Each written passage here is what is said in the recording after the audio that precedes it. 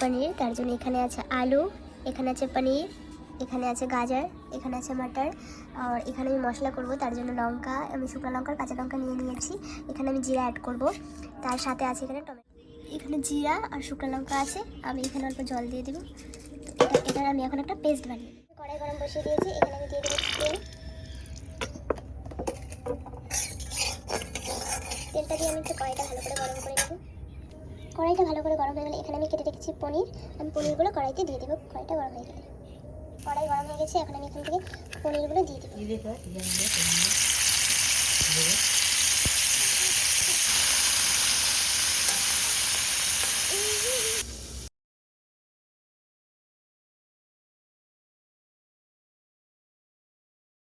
পনিরগুলো ভাজা প্রায় কমপ্লিট হয়ে গিয়েছে,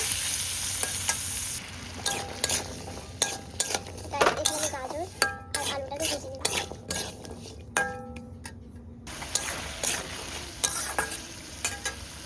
এখানে আমার মশলা আমার কমপ্লিট হয়ে গিয়েছে।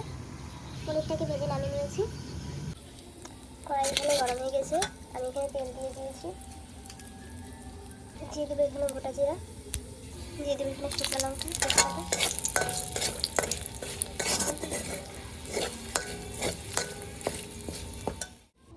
দিয়ে দেবো এখানে আমি মশলা পেস্ট করে রেখেছি, সেই মশলাটা এখানে আমি অ্যাড করে দেবো।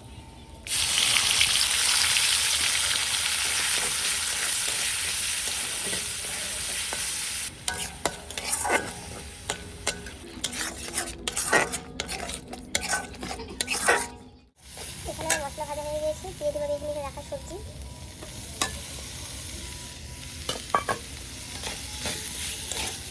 সবজিটার সাথে মশলাটাকে আমি ভালো মতো কষিয়ে নেব।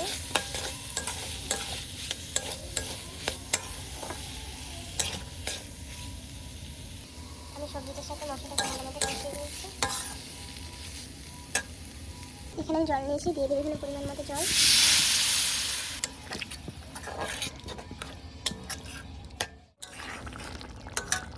গাইস, এখানে পনিরগুলো রেখেছি, পনিরগুলো দিয়ে দেবো।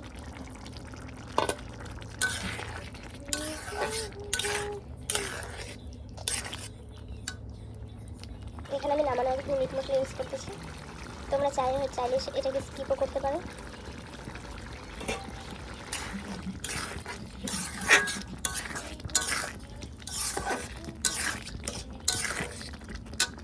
এখানে আমার সব রেডি হয়ে গেছে, এখানে